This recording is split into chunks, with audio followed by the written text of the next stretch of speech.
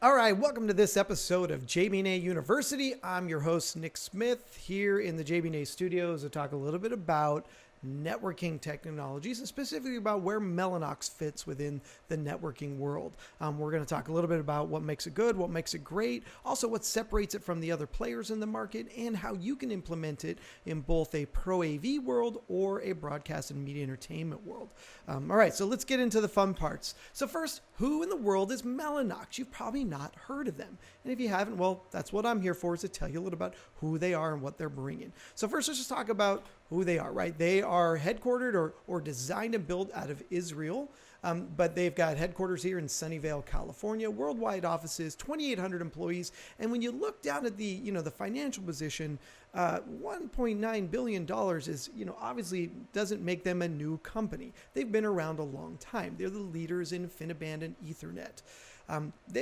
But you probably have heard of them recently due to some talking about a possible merger or buyout between them and NVIDIA. So that's kind of sort of brought them to the forefront. But we've been a partner with them for some time, and we want to show you why we chose them as one of our switch partners here in the media entertainment world. All right, so first let's talk about what they make, right? What does Mellanox bring to the table? Really and truly, they're one of the only switch manufacturers that are doing the complete package, end-to-end networking. Now, no server compute on the left, no storage on the right. That's not them. They're all the parts in between, right? So the network connections, the HBAs, the cables, the SFPs, QSFPs, and of course, the switches that sit in the middle of all this, right? Mellanox produces all of these products end to end. And, predominantly Mellanox has been an OEM partner. So folks like Addo use them in their chips. Storage servers like Quantum and Studio Network Solutions use their HBAs. So a lot of people use the Mellanox products, even though they put their own label on it. It's traditional OEM. However, Mellanox has all their own components with their own stuff on it, as their own label on it as well. So let's talk a little bit about what those are. Now, the reason why we're bringing it to your table, obviously, is data is growing, right? I mean, just tons and tons of storage being sold these days. Lots of data usage. I mean, if you just look at YouTube alone and the amount of video being added into YouTube every single day, all of that's data, which means it resides somewhere, either in a NOC, in somebody's network center, or on a hard drive locally, right? It exists out there.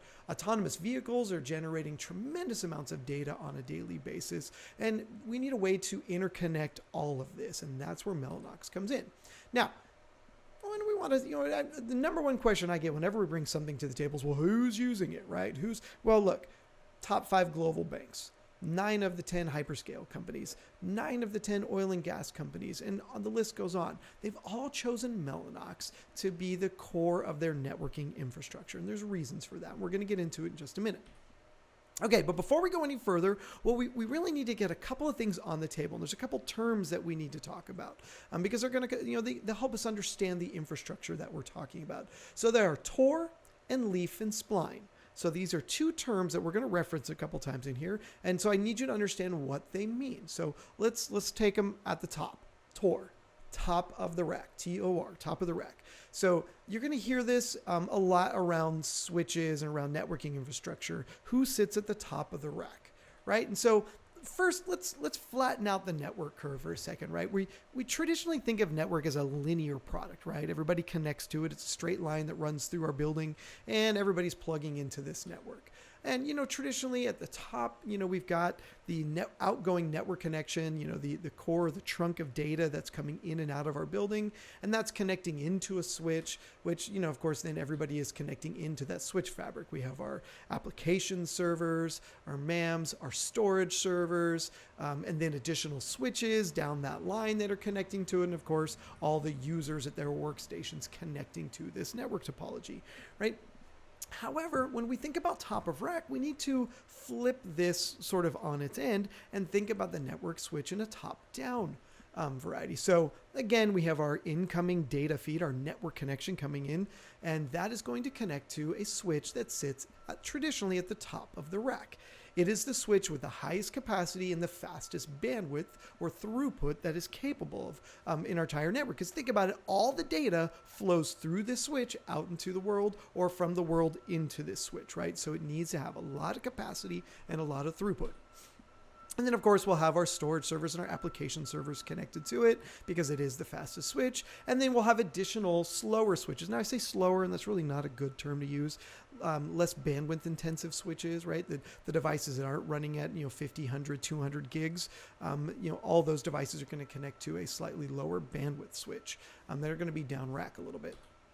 And then, of course, our users will be connected to those switches. These are our editors, our media consumers, our traditional, bandwidth takers that are streaming YouTube. They've all connected to these. Now, of course, these are sitting in racks, which is where the whole comment top of rack comes from, right? That fast switch, the one with the most bandwidth, is sitting at the top of the rack, the TOR. All right, now, let's take this a little further.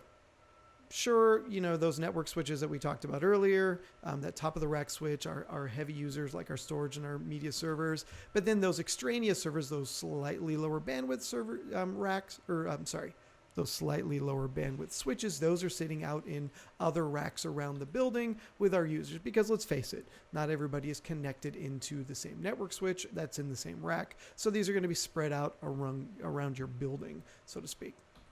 All right, another way of looking at this, let's go a little bit further, and let's break those down a little further. You've got those two network switches on the outside, but now we're going to add redundancy. So we've got our top of the rack switch, and then we've got two equally powerful or equally as fast switches below them that are creating redundant feeds. Now, this is where the concept of leaf and spline comes in, because at the top of the rack, we've got our core data or our trunk data coming in.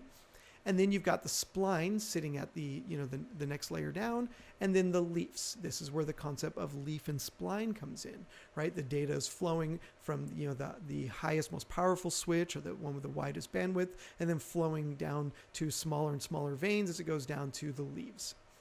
Now, if we separate this out and put it in a slightly different topology here, we've, again, data flowing into that top of rack switch, the one that's got the most bandwidth, the most capacity to switch, going down to ones that have slightly less, grabbing our storage servers and our application servers, which are the really high bandwidth users, and then feeding out to those lower bandwidth switches, the ones that aren't needing as high of capacity. Now, at the top, you're probably seeing 100 gig, and then you get down to 50 at the next layer, and 10s or 25s at the layer below that. And then, of course, we want some redundancy. So because we've got the two switches there in the middle, we're going to cross the paths to ensure that we've got redundant capacity, so that if a switch goes down on either side, we can still get to all of our endpoints. And now let's add some users into there, because they're going to need to connect up as well. And if you really want to take this a step further, we could duplicate any of those layers. You're going to add more layers at the bottom. You're going to add more layers in the middle. And then depending on the number of ports and the capacity, you might even add more at the core. So again, core, spline, and leaf. This is the core concept in how switch networks are built now. And when we say top of rack, Mellanox is traditionally chosen to sit at the top of the rack because it has the most bandwidth capabilities and has the best technology. So let's get into why. What makes Mellanox different?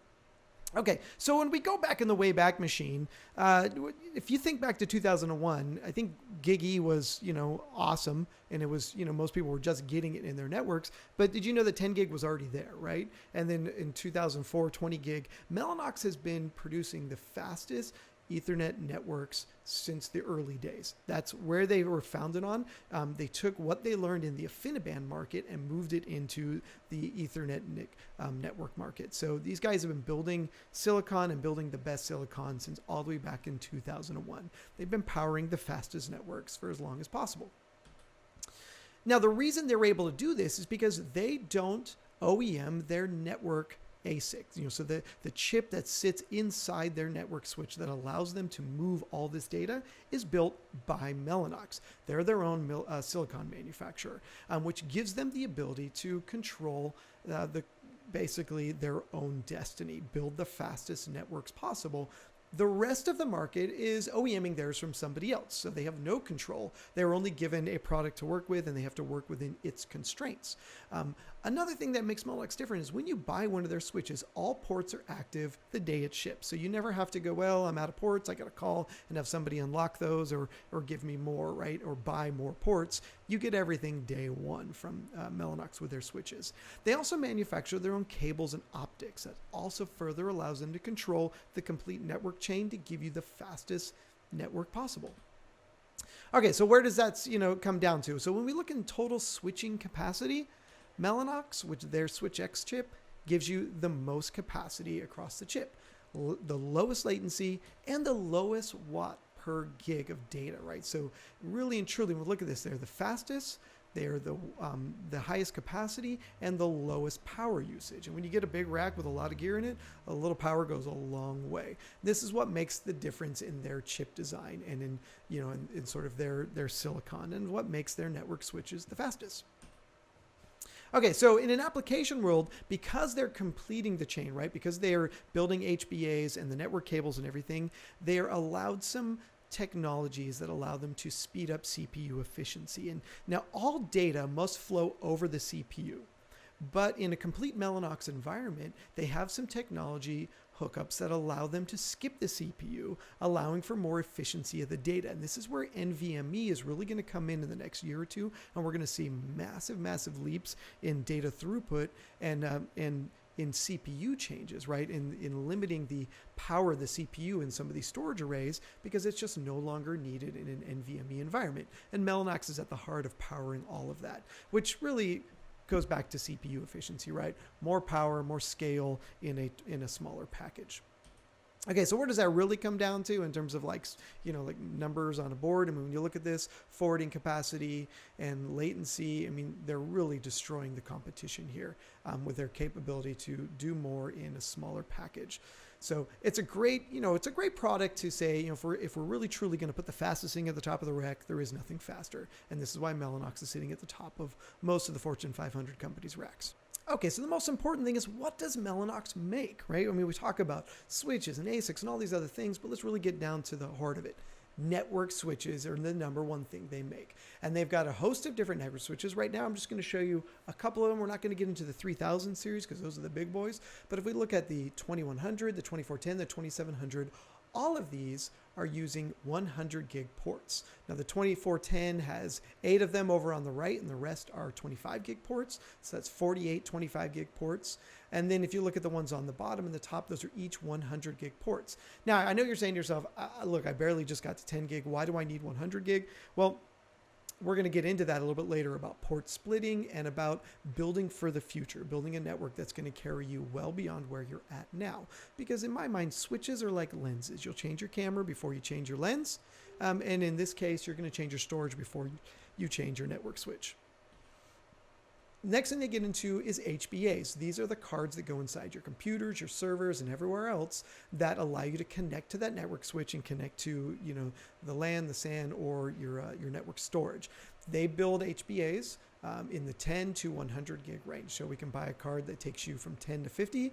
You can buy a card that takes you from 10 to 100. They support all the OSs. And if you're one of the lucky few that just got one of those brand new Macs, the Mac Towers, you're now capable of doing something Apple has never been able to do before, which is connect to something beyond 40 gigs. So unfortunately, the Thunderbolt standard that they've been using at this point is only capable of going up to 40 gigs. And if you were connecting to a storage array, especially an NVMe, that could get you speeds in the 50 and 100, you weren't able to connect to that. So now, with the new Mac Towers that are coming out, you're finally going to be able to take advantage of the faster storage arrays that are out there and the faster network speeds.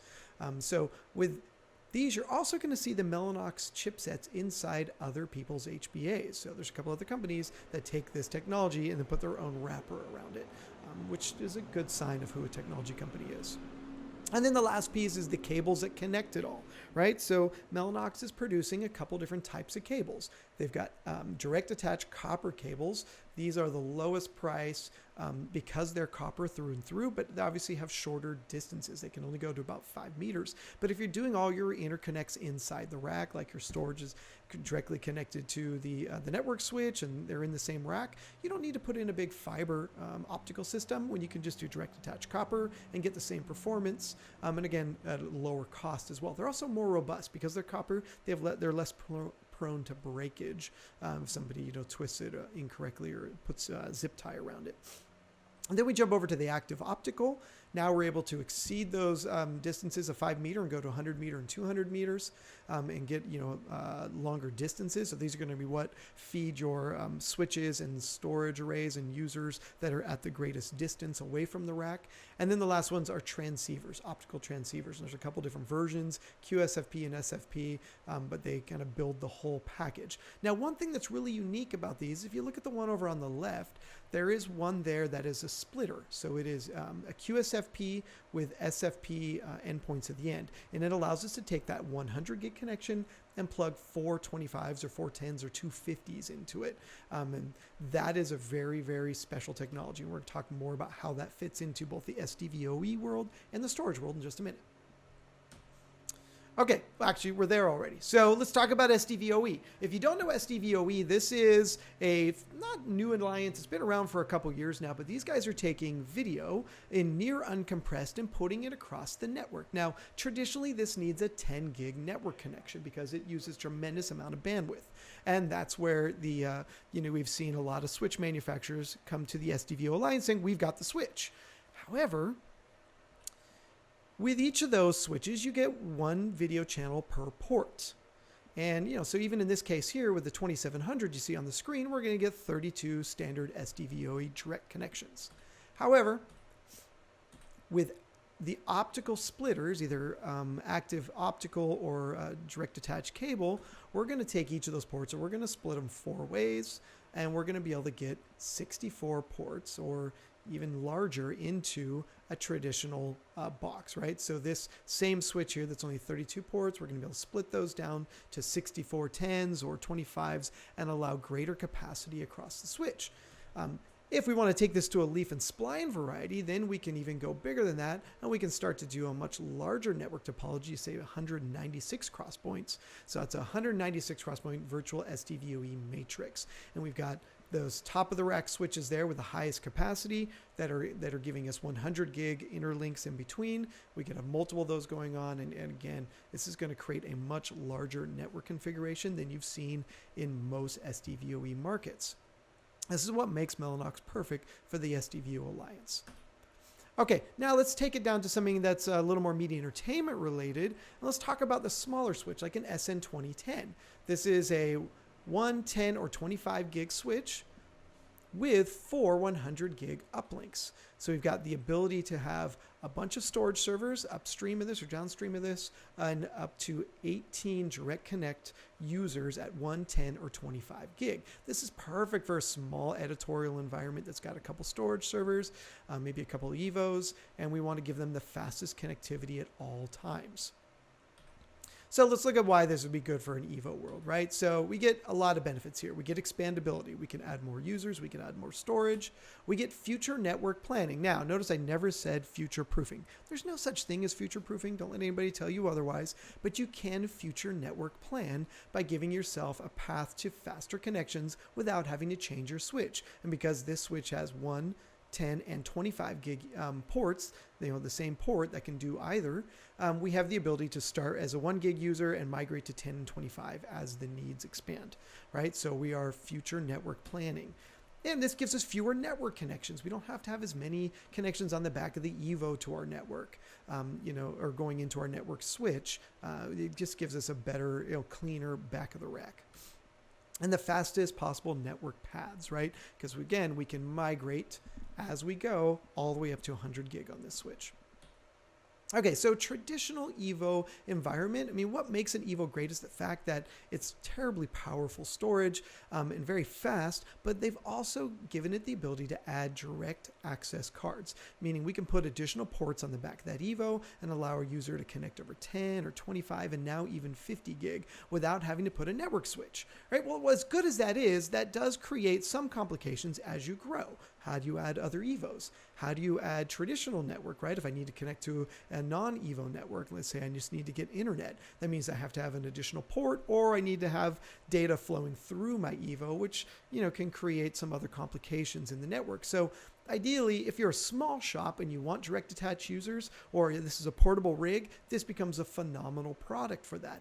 However, if you're looking to grow and expand, you're going to want to do something more like this. So with the 2010 at the top of the rack, we can have the highest possible connection in EVO can support, which is that 50 gig connection running straight into the network switch, which then allows our users to come as they are, right? So we can have 10 gig users, 25 gig users, 1 gig users. And if we want to add additional EVOs, we're not interrupting anything other than adding that EVO to the same network switch using the 100 gig uplink ports or the 50 gig uplink ports. So in effect, we could have 8 50 gig EVOs connected to this same network switch running at the highest possible speed, connected to up to 18 users downstream, right? So 18 editors all on the same network switch. We can mix connection types with 1 gig, 25, and 10 gig. We can upgrade to faster connections as the users are required. And if at some point we want to migrate a user to 50 gig or 100 gig, we would just unplug one of those as QSFPs over there and push them into that one. So this gives us a lot of flexibility that you're not going to see with your traditional Netgears and other switches. And again, because every port is designed with the highest bandwidth possible, the network switch is never going to be the one slowing you down. It's going to be your users. All right, so that's been a lot about Mellanox. I'm your host, Nick Smith. We're here all the time. Call us, email us, send us a tweet. I think we have that. But let us know how we can help you. And if you're interested in learning more about Mellanox, about SNS, or about SDVoE, by all means, use the digits you see on the screen and let us know how we can help. All right, we'll see you on the next episode of JB&A University.